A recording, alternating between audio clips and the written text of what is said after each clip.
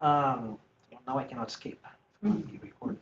So yeah, I've been, I paused on my work for a while. There were health issues, some, need to focus on the family, and it's a pleasure to be able to come back. I couldn't escape. Tanya was very insistent, and she said, this weekend, no, next weekend, no, the weekend after, no. So, I ran out of no's. So I'm here. And the topic that I chose to speak about is, normally I do this, or I used to do this at the beginning of the year. It's a little pun with Happy New Year, but this is Happy New Thinking, and why the world is getting better. This is a talk. Of course, I'm going to make a lot of references to Spiritist concepts, but you don't have to be a Spiritist to enjoy what I'm going to share. There's going to be a lot of charts and graphs and numbers because I like facts and data.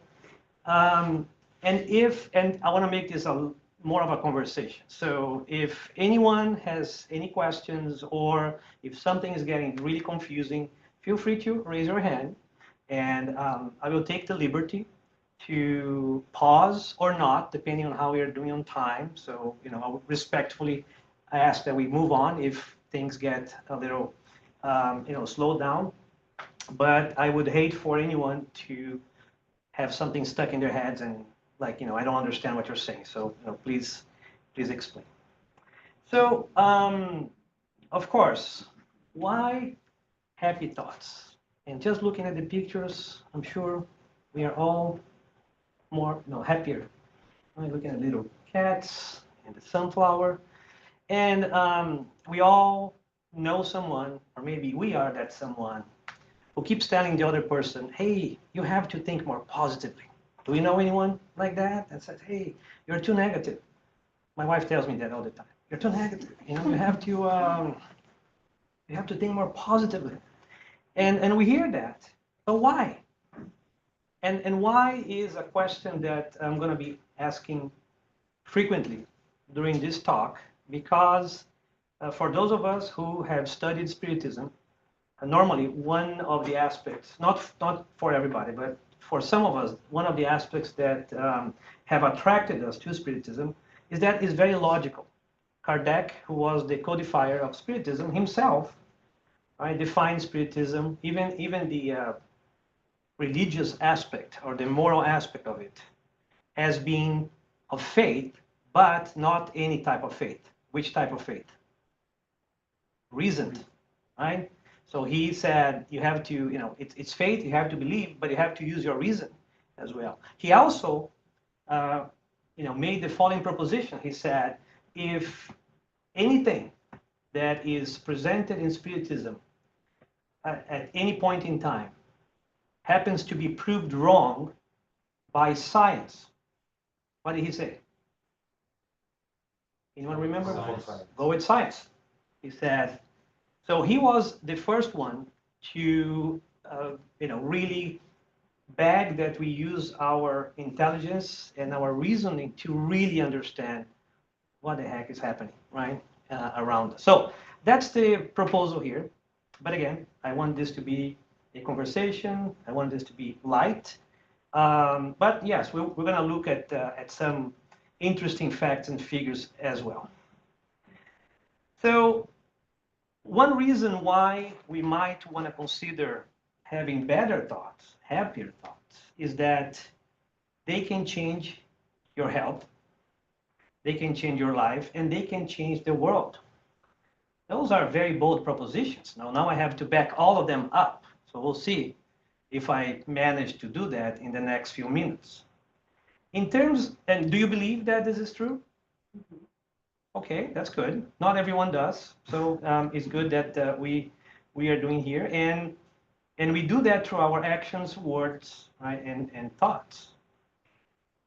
But first of all, if we believe that our thoughts can have an impact on our health, the world, our lives, do we know the quality of our thoughts, right? We have a lot of instruments these days, right? A lot of technology. We can weight ourselves. We know how much we weigh. We know, how good our eyesight is. We know our temperature, but there's no instrument that we can put on our forehead that's going to say, oh, you have quality, positive thoughts or negative thoughts. And if we were able to do that, do you think that would help? Yes or no? Yes. Yeah.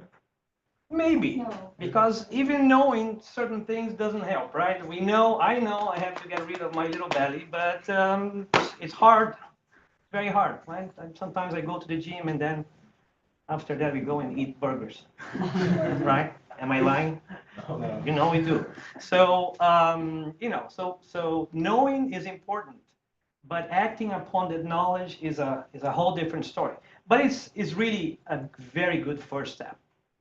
So how do we know the quality of our thoughts? That's a hard one. Well, someone who had a lot of time in their hands, and I am referencing the source here at the bottom, is the research from the National Science Foundation. I don't know who took the time to do this, but someone counted the number of thoughts the average person has on any given day and classify them according to, certain criteria. And here's what they found out.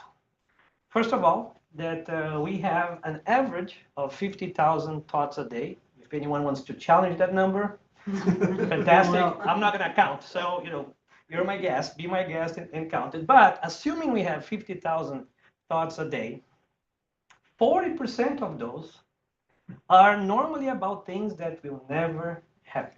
Does that resonate? Do you ever find yourself driving on the highway, you see a plane and you think, oh my goodness, what if that plane falls down on me? That's not going to happen. I mean, there's a very, very, very slim chance that that's going to happen. But we think about those things. And why is that? Why do we think about all these things that are not going to happen? Because of our instincts, right? It's conservation. We are wired to protect ourselves. So it's normal for us to be looking out for things that we think could cause us harm.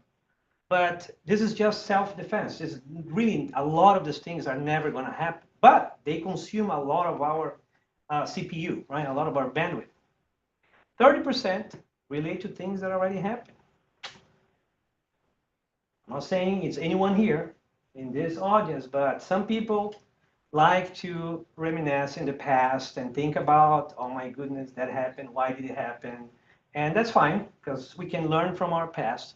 But there's only, so much benefit in thinking about the past, right?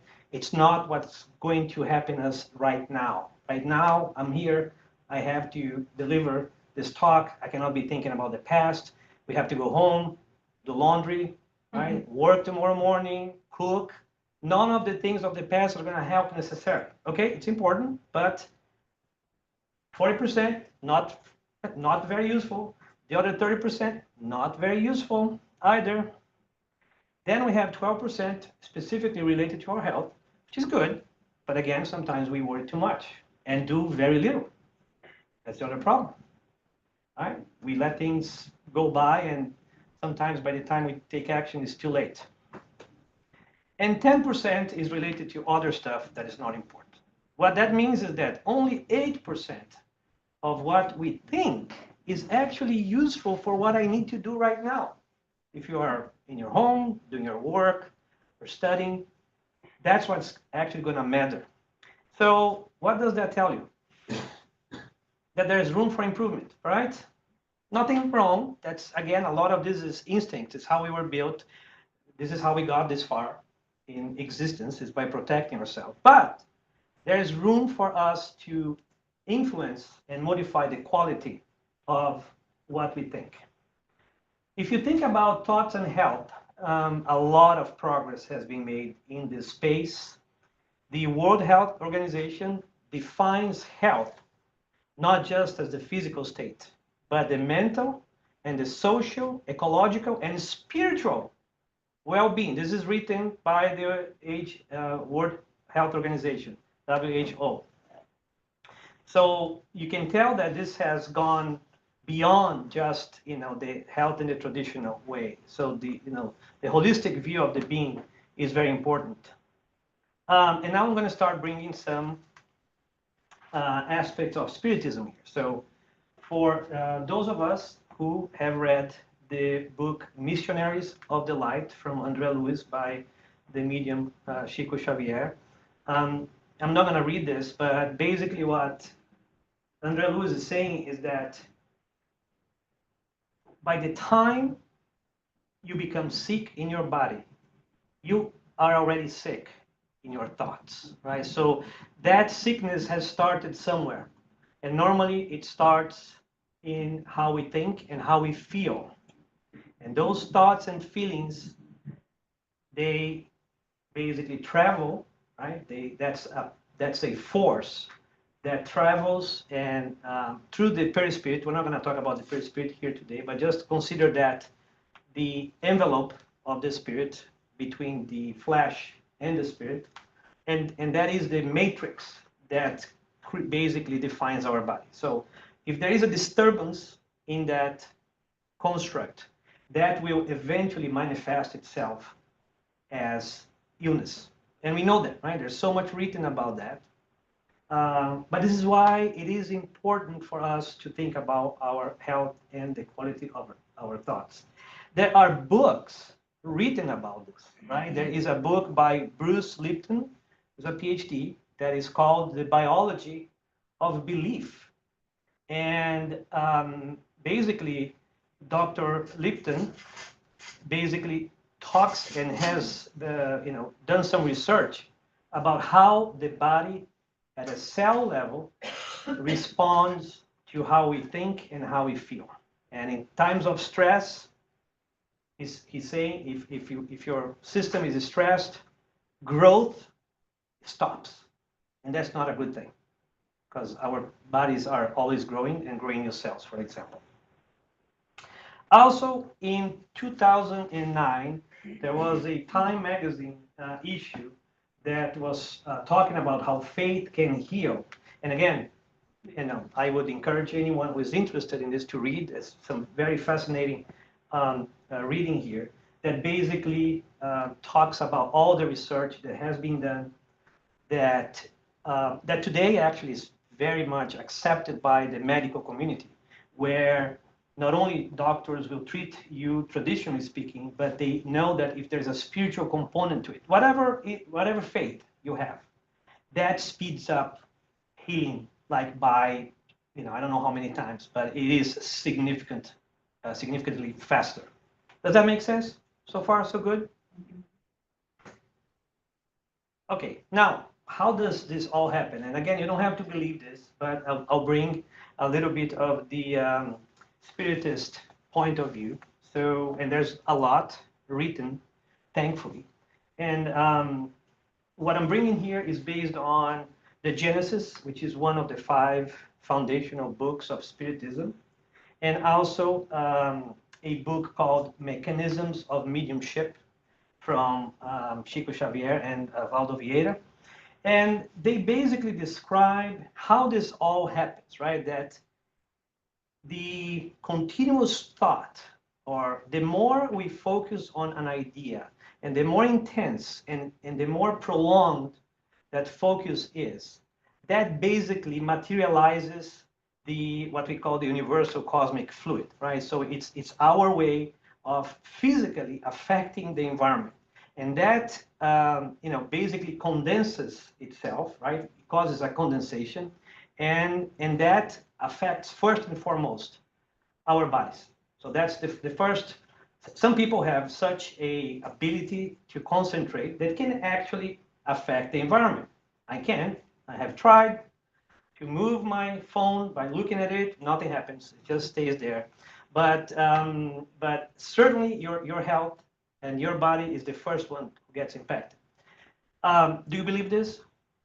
Now, if we had the ability to focus to that degree, we would probably be able to actually modify the environment around us. The issue is a few things. First, well, let me talk about this, and I'll come back to the issue. So, one example of how powerful our thoughts can be is found in a very well documented experiment. This, you can Google it. It's well written. There's no hocus pocus. There's this is real stuff, real science, and it's called the Transcendental Meditation and blah blah blah experiment in Washington D.C. It happened in 1993. So, in summary, this was a group of professional meditators. So those are people who are trained in meditation to a degree that they can really focus their thoughts for a very long time without being disturbed. First of all, and they had run a few small experiments, and based on those experiments and the results, they're like, we think we can actually impact the environment. And somehow they convinced the city of Washington, D.C. about this. So they said that their proposal is, we're going to conduct a experiment, a large-scale experiment. I think it was 2 or 3 months. And our hypothesis is that we are going to affect crime. And people are like, whoa, this is big. So here's what they did. From beginning of June to July 1993, they put together a 27-member panel. And those were doctors, professors, police department, government. There was a lot of people who came because they wanted this to be audited, right, by a group of independent people to make sure that they were not, making up stuff or being charlatans. And what they wanted to do is affect what they define as violent crime. That includes homicide, rape, aggravated assault, and robbery. So this is what happened. And again, you don't have to try too hard to understand this. I will spell this out for you. Over 8 weeks, what they've done is they started to bring those professional meditators. They started with about 600 of them. Of course, there was a big pavilion where they brought these people. They stayed in hotels, etc. It was, they had a lot of funding. And this shows the number of professional meditators that were added. So at the peak of the study, they had about 4,000 meditators. A lot of people meditating for a lot of time. And here's what happened with violent crime. There was a reduction of close to 25% in violent crime in Washington, D.C. Now, we can believe this or not, but the numbers are a little bit staggering, that they had this much power. I don't think there was anything like this done afterwards, so this is the best source I could find, and I think it's pretty compelling. Again, as I said, it's well documented, well written, and very impactful in my point of view. But we are not professional meditators. Actually, we get distracted every 8 seconds. Hey, here, I know we are already distracted, right? So every 8 seconds, the average person is thinking about something else. Like, I'm sure you're thinking about, okay, tomorrow, what do I need to do here? Eduardo's talking, and I have stuff to do. I have to study, and I have to work, and it's normal. So it's very hard for us to focus for that long on something to be able to actually affect anything beyond our own bodies. Okay, don't be hopeless. That's okay. I will. The whole point here is to, present a little hack. Little hack, like, little shortcut. How do we get around this problem? How do we actually benefit from happy thoughts? We'll get there. Just make sure you stay until the end.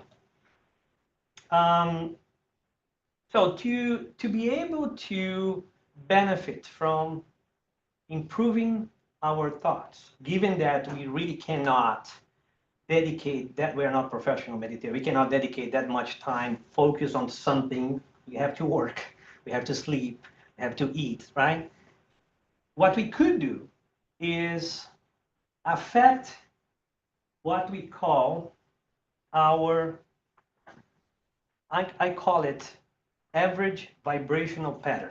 Okay, bear with me here. Bear with me here. During the day, this is your thoughts, our thoughts, okay? During the day or during the week, okay?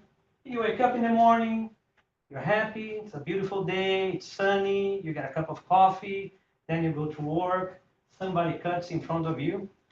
On the highway, there are fingers being waved around, words are said, and you're not happy, and then you calm down, you go to work again, and you meet your co-workers and everything's going well, and then you have a meeting with your boss, and the boss not nice, and you want to say bad things to the boss, and you go like this. Does this happen? Mm-hmm. Okay, so this blue line here is kind of the average of your vibrations throughout the day. Again, I call this average vibrational pattern. Andre Lewis, in the book Action and Reaction, calls this the central desire or basic theme. We all have this. If we were, it's like a thermometer. I don't have one, but if we had one, you could tell. You could put that on your forehead, and you could tell what's the state of your vibration right now. Okay. So far, so good. Okay. This is also to say that it's not fixed. It can get really high when we want, when we stop and pray and really connect with the higher things, but it can get pretty low as well. Now, how high it can go and how low, that's what we're going to talk about in a second here.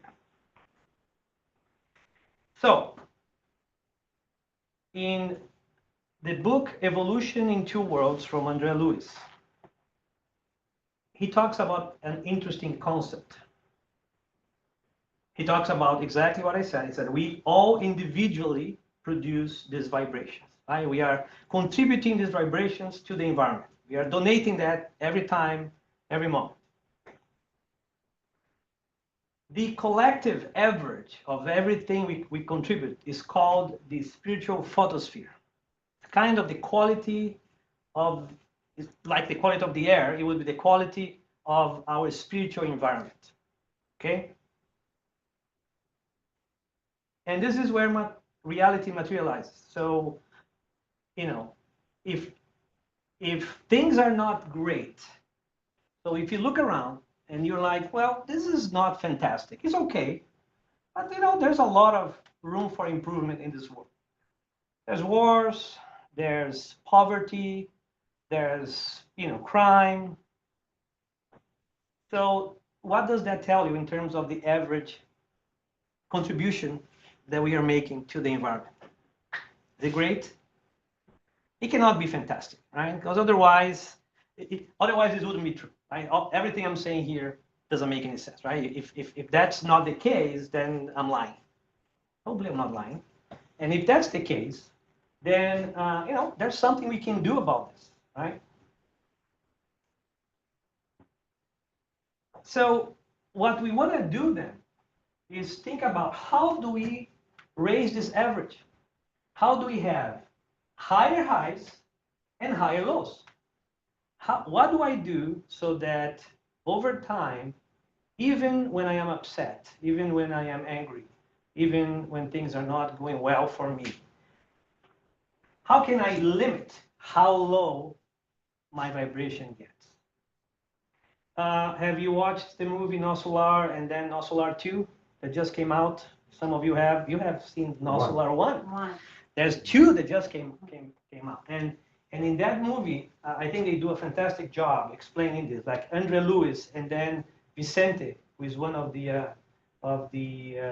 missionaries. They are trying to get better. Of course, they are, No Solar.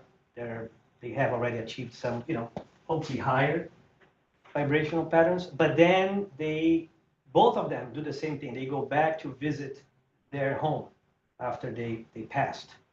And they don't like what they see. And that triggers a lot of anger because one was poisoned by his brother, So he goes back, he sees the brother married his wife, so it's a whole drama. But he gets so mad that his vibration just drops like crazy. And at that moment, he's transported to what we call the umbral, right? Which is those lower vibrational areas.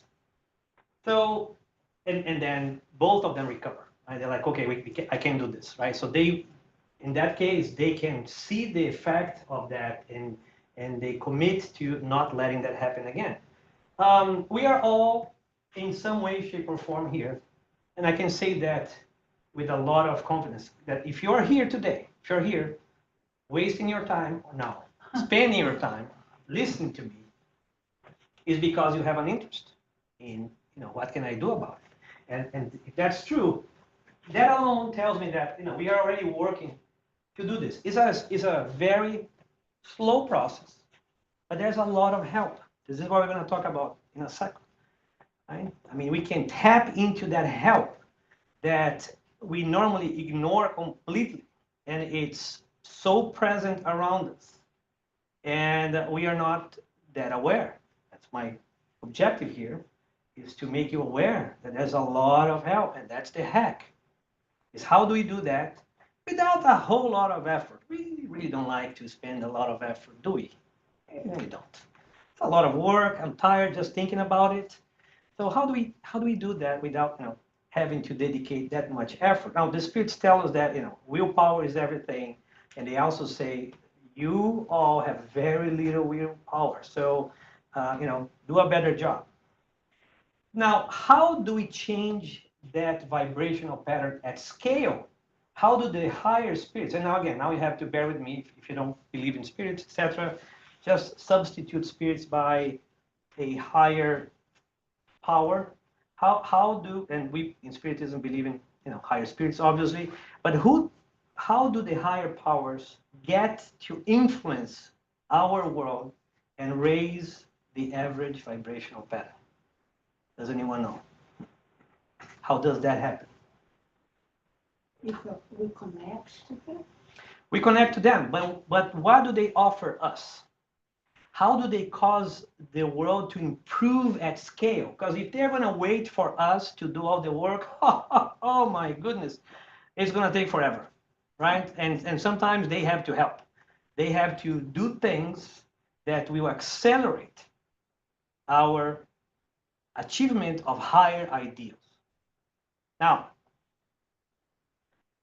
what they do is, and we've read about this, you have read about this if you are in Spiritism, that from time to time, Providence, let's call it Providence, organizes movements that bring new ideas to Earth. And those ideas, through a process that I'm going to explain here, they get adopted, and that causes change. This is how our ideas jump from where they are, and we make some really big improvements over time. Sometimes we stay put for a long time. Like if you take the Middle Ages, what they call the Dark Ages, right? So it's about 1,200 years of stagnation, basically, right? From the year 600 to the 1800, basically not much happened. But then it took off. I mean, the progress made in our ideas from the 1800s to now is just incredible. And there's a reason why that happened. So what they do is, from time to time, they look at us and say, it's moving too slowly. You guys are stuck in the Middle Ages and nothing is happening in the church and the state and all of that is happening, and you need to break through this. So what they do is they seed new ideas. And this is where those higher developed spirits, they come to Earth. They reincarnate here, and they become the big thinkers, the big leaders, business leaders, thought leaders, spiritual leaders. So all types of leaders, not just one thing. You have leaders in so many areas, and you can look around, and we have them. You look around and you see people doing amazing things, and you're like, I think this person is an alien, right? Again, I'm not saying I like the guy, but sometimes I look at Elon Musk and I think he's an alien. I'm like, can he come up with those ideas? Again, not a good model for me, but his ideas are crazy. I'm like, where did that come from? And they will create processes that will help us embrace, notice, and then embrace these ideals. And those ideals, once they happen, it's very hard to go back to them. It's very hard. I'm going to mention a few things here. Again, not trying to be political, just stating the facts. But once we realized that slavery was a stupid idea, we never went back. And there's no way we're going to go back. Like, can you picture we going back to that? Just almost impossible. And think about all those things that happen socially, especially, where it's gone. There's no way back.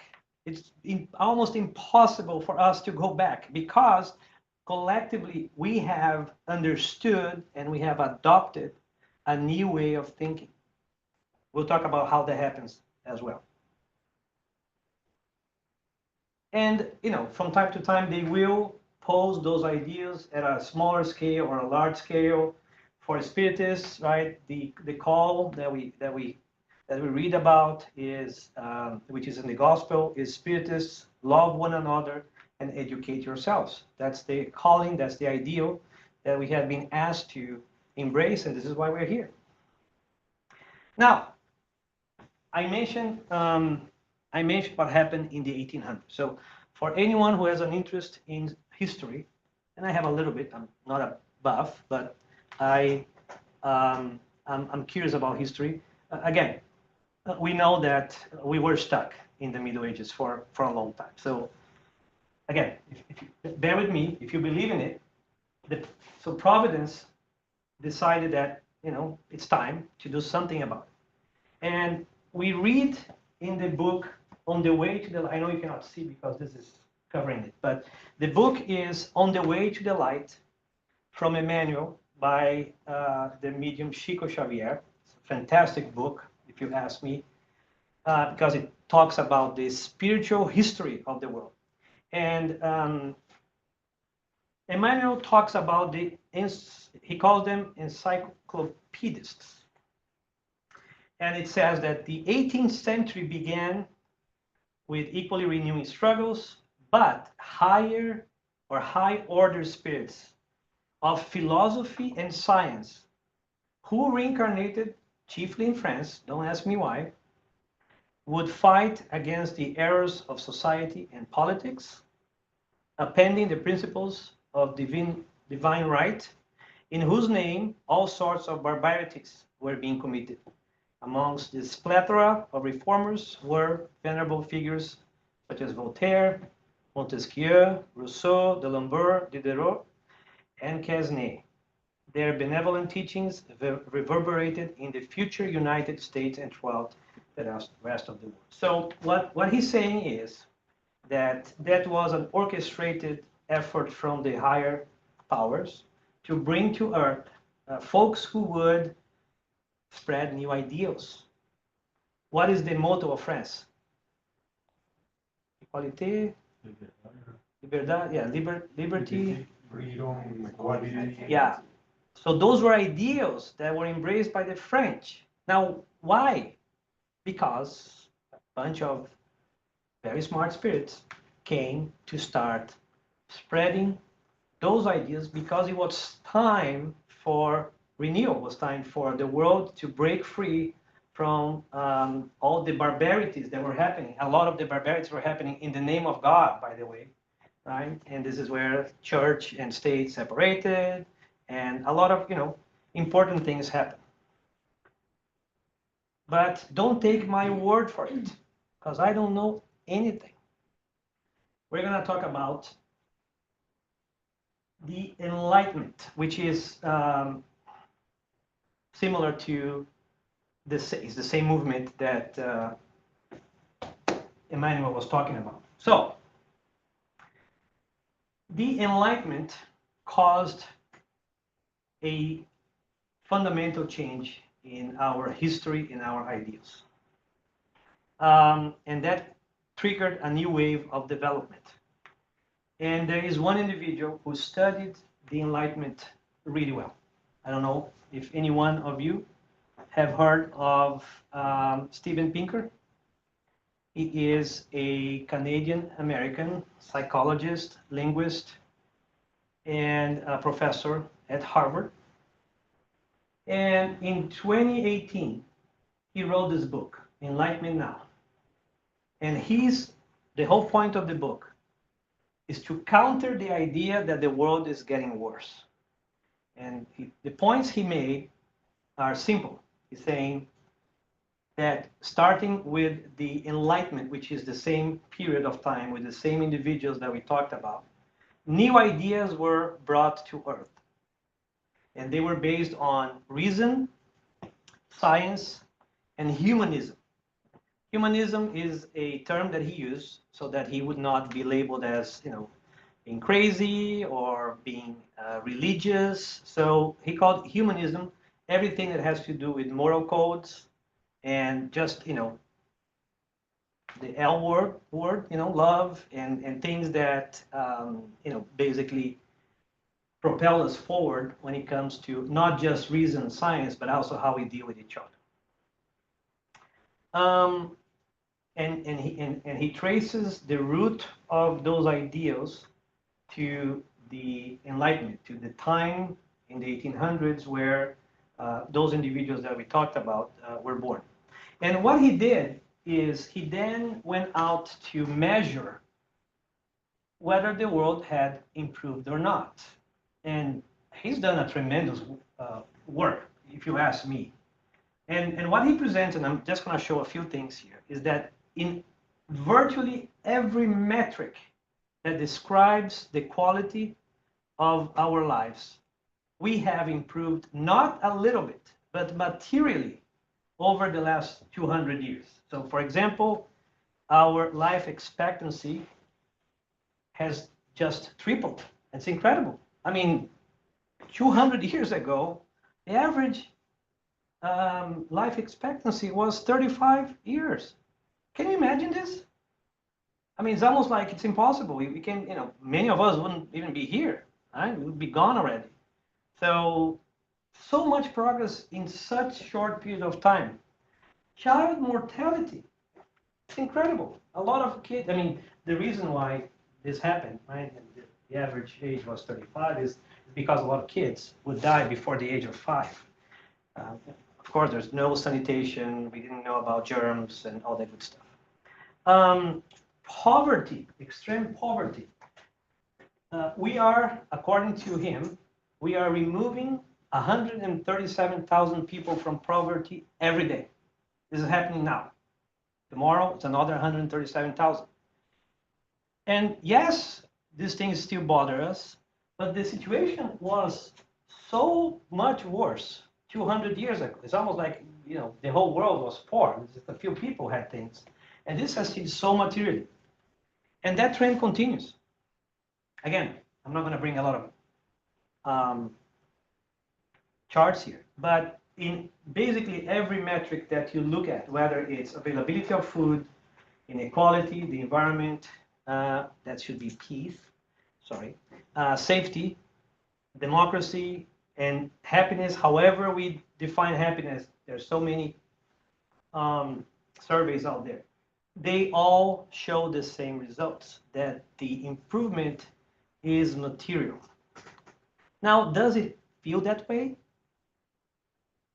You can be honest. Do you feel that way every day? Like, hey, the world is so much better today. We don't. Why is that? Does anyone know? Because things didn't change drastically, very slowly. You don't realize it. First, it's slow. Second, the tone of the news has gotten so much worse. Okay, this is important because this is masking everything that's going. I mean, nobody reports that everything is fine. You don't see a report and saying, hey, I'm here, I'm filming a mother who's strolling with their baby and everything is fine. That's not news, right? They will probably report if she gets run over a car.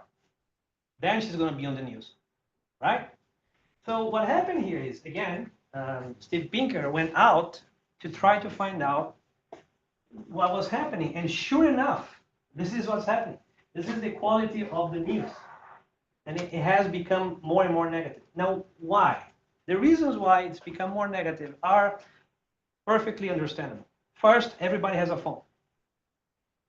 We are, by instinct, drawn to danger and to tragic events. That's just how we are, because that's self-protection. If something is bad, if there's a fire happening, or if there's an accident, our eyes immediately turn to that. It's impossible not to. That's just self-preservation. So there's nothing wrong with it. But because we are now all reporters, right? Each one of us, we have a phone. You can take a picture, you can record, you can upload, and immediately it's in the news. And this is what's driving the quality of the news. It's just the availability of bad news publicly is so much more abundant than the good news. And it's just a function of our instinct. So we need to take that into account when we try to understand why does it feel that things are not great. There's another reason. Some of you were here for Daniel Assisi's lecture, talk, and Daniel explained also, using the concept of the photosphere, that, again, now we are really going to get hardcore spiritists, so just bear with us here. That because we are in a phase of transformation, and it's positive news, this world is transforming because of all those positive metrics. We are transforming from a world of trial and expiations to one of, help me? Regeneration. Regeneration. Thank you, sir. What's happening is, for a lot of spirits that are what we call recalcitrant, that continue to insist in error, this is their last opportunity to reincarnate before they get exiled. Again, we could talk about exiles here. There's books written about it. I'm not going to go too much into that. I can if you want me to, but I won't. So a lot of there is a little bit more violence right now. There is a little bit more dramatic things and polarization of ideas. Obviously, we are seeing that in this country, right? And division. And that's because those spirits are reincarnating for the last time. And some of them are here to really cause change, meaning I like to say sometimes that the crisis sometimes is a blessing. Because if you really want to solve a problem that has been lingering for a long time, you need a crisis. Because if you don't have a crisis, what happens? The problem remains, right? If nobody's solving the problem, we learn how to live with the problem.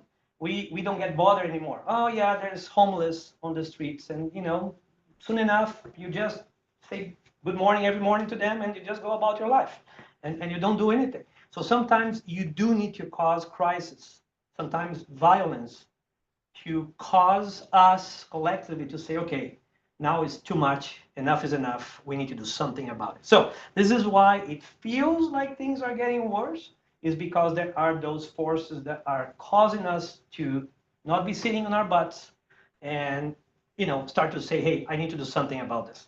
Make sense? So how does this all happen, right? So, okay, when does it happen? Do I need to convince everybody? Am I desperate because I only have 20 very nice people here, 20, 30 best people ever sitting here and listening to me? But how about the rest of the world? The rest is not listening to this, and they don't necessarily, espouse the same ideas. Remember what I said, that those new ideals are, they are said, seeding. I don't know the past of the verb seed. Maybe seeded. Yeah, they are seeded. And that's how people start to adopt it. But how does that adoption happen? So another very smart journalist, Mr. Malcolm Gladwell, talks about this. And he talks about the taxonomy of change and the tipping point concept. And you don't have to understand much here. I'll make this simple. What he says is, for change to happen, you don't have to convince 70% of the people. You don't have to convince 50% of the people. You don't even need to convince 30% of the people. He studied social change, and his conclusion, and I know you cannot see this because I cannot move this, but yeah, how do we do this? Let's see. Okay, this, I cannot transition. So anyways, I'll show you this. I'll tell you what's happening here. So when change happens, you have about I know you cannot see this, and I cannot move this bar for some reason. There's 2.5% of the population that is going to be impacted by that idea that are called the innovators, okay? Those are the crazy people who come up with crazy ideas. We see that in technology all the time. It's a very small percentage of the population, only 2.5%. Those are those who really love change. They love new things. They are brave. They take risks. They don't care. And they are the ones who start these crazy ideas. Then you have another group here, about 13.5%. So 2.5% plus 13.5%, that's 16%. Those are the early adopters. Any fans of the iPhone here? I'm not one, but I'm sure some are. And at some point, I don't know if people still do that. People would stay in front of a store in the dark at night, waiting for the store to open so that they could buy the next version of the iPhone. I don't know if any of you have done that before, but some people like the iPhone. So again, I'm not an iPhone person. I work for Google. I don't like the iPhone. But some people do that. They just don't want to miss on the next wave of innovation. They love it. And those are the early adopters. As soon as some crazy idea comes up, they love it, they grab it. Once you reach 16%, magic happens. That's what Mr. Gladwell calls the tipping point. Once you reach 16%, and he doesn't know why, and I don't know why either, but what he has observed is once you get those 16%, it's almost like contagion. Then you get another group of people who are the early majority. Those are the people who start feeling, what do you call, fear of missing, FOMO? Fear of missing out. It's like, I should buy that. I don't want to, I don't be left behind because my neighbor has it, my friend has it, my spouse has it. So, and they are easily convinced, okay? Very easily. They see things changing, and they don't want to be the ones pointed out to say, well, how come you don't have this? Or how come you're still behaving like that? How come you're still smoking inside the restaurant? So those are the people that very quickly change their habits, not for necessarily the right reasons, but they will adopt change more quickly. And once that happens, everybody else has to follow. Because who now is brave enough to smoke inside a restaurant? They won't. They are dying to, but they won't because nobody else is, and they don't want to be pointed out. So those are the, what we're calling the late majority. They will be reluctant for a while, but at some point they don't have a choice. Do you have a choice to take? Can you smoke in a restaurant if you want to? You don't have a choice. You may love smoking, but you're not going to do it because there's no way you can do it. You're part of these people. But there's also the last portion, the 16% who are the laggards, and some of them will not go to a restaurant anymore because they love smoking, and they will just eat at home with their little cigarette, okay? Because they love it so much, they are not going to change. For us Spiritists, what happens to those folks who insist in not changing?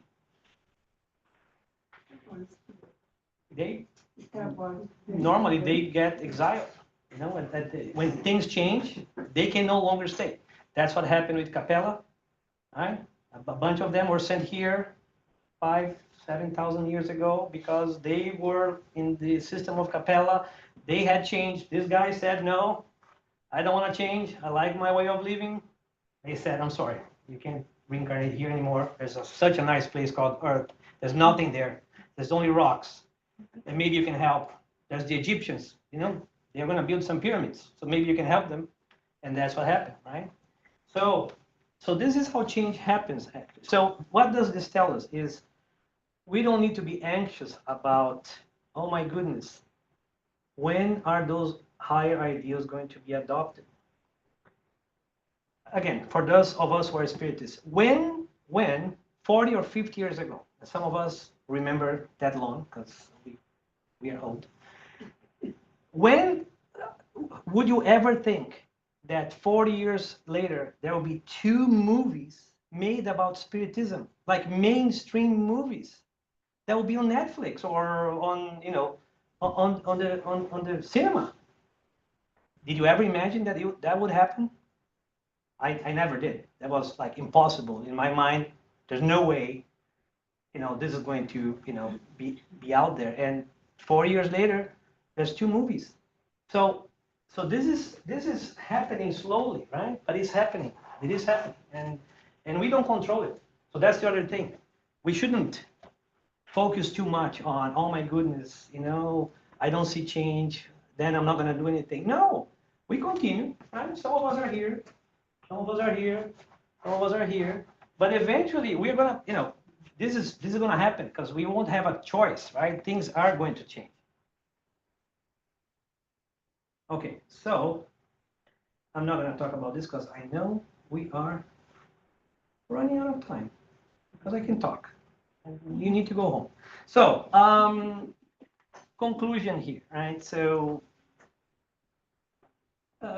hopefully, I have at least triggered some curiosity in you that you can help make the world better. And even if you don't believe that, hopefully you believe that you can make yourself or at least your health better by changing the way you think and you feel.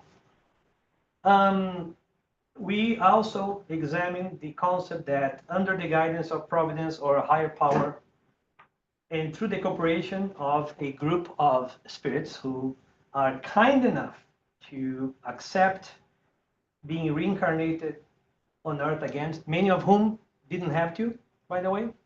They are missionaries. They are spirits who don't need to come back here, but they will just to help us. They are the ones who are spreading positive ideals. Those are the broadcasters. I pose that you don't have to do much. Those ideas are being spread out. What I invite you to do is take a few minutes every week and tune in. Every time we come here in the center, every week, once a week. You don't have to come every day. If you come every day, even better. But if you just come once a week and you pause and you say, you know what? I'm going to listen to that boring guy talk in front of us. And for a minute, I will let my thoughts go higher and I will connect with the higher spirits. At that moment, you are getting a free benefit. You don't have to do anything. All you did is for a minute, you connected with a higher frequency.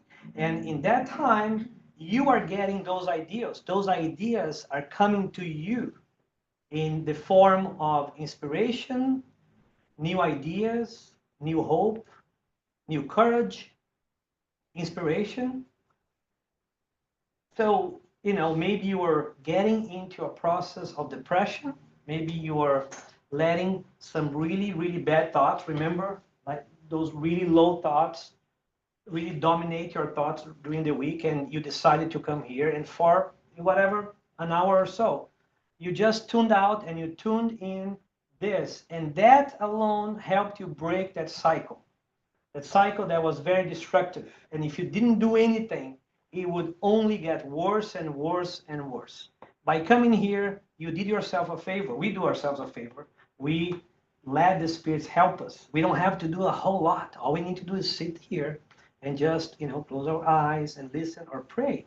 And that's enough for us to connect and to let those benefits kind of come to us. And they break the cycle of depression. They inspire us to say, you know what? Yeah, I do need to see a doctor.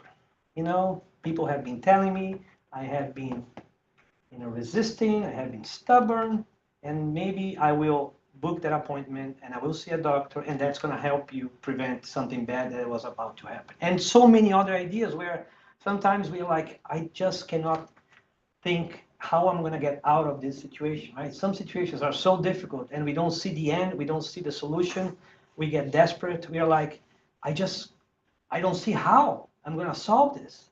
And then sometimes, like magic, an idea pops up. Well, guess where those ideas are coming from? Not from your pillow. They're coming from a better place. And if we let those ideas, if you open up, those ideas will come to us and they will help us solve the problem, because there's a lot of help, like tremendous help. So you don't need to do much, but if you are so inclined and you want to continue feeding those positive thoughts, there's so much more you can do, right? So in the next minute here, I'm just going to close by saying there's so many things we can do. We're going to run out of ideas of things we can do, right? And these are all things that can feed our will and the quality of our thoughts. So we learn in Spiritism, right, that one good thing to do is, again, I think it was Saint Augustine, who every night before he went to bed, he said, he pondered about his day. He thought about his day, the quality of what he did, and his thoughts. And we call that watch and pray. Watch meaning watch your thoughts, right? Observe what you're feeling and what you're thinking, and take a minute to maybe change that and decide that this is not how I should be thinking. Good reading is always fantastic. That is food for the soul. Good reading, not bad reading. There's a lot of bad stuff out there. I'm talking about the good stuff. Do good. There's nothing more powerful than doing good. Volunteer. Come to the center. There's a volunteer sheet there to help clean the floor, right? And the bathroom. And we're taking volunteers. I'm kidding. I mean, come, join a cause. I mean, you don't have to come to the center. There's so many things out there today. So many people who have decided to do something about it. It's so easy. You don't have to lead it. You can just join and just go along. And I don't know. I've done a bit of that. Right? Leo and I spent some time in California, and life took us to one of the worst homeless regions of the U.S. It's called the Skid Row. I don't know if you have seen the Skid Row. If you look up Skid Row, it's like a battle zone, a war zone. It's blocks and blocks and blocks of homeless people in drugs. And we worked there for a couple months. And it was incredible, just incredible. So many people doing great work. We were in the kitchen washing dishes and serving food. We're doing nothing. But you see all of the other people who are doing so much for so many people. Practice seeing the good in others. That also helps, right? We tend, again, we are drawn to drama. We are drawn to violence. We're drawn to bad news. We can retrain our instincts to see the good in others and the good in life, not just, the things which are dramatic. And why not spread the word? Right? Sometimes you get into a bad conversation and the person is so negative and you can change the subject. But hey, such a beautiful day out there, isn't it? Right? And the person, snaps out of that kind of a cycle of negativity.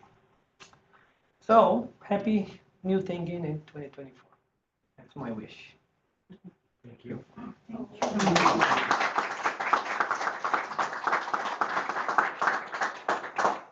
Thank you, Eduardo. Now we have open for questions, right? Yeah. Do we have time? Yeah. Can stop the recording. Yes. Yes.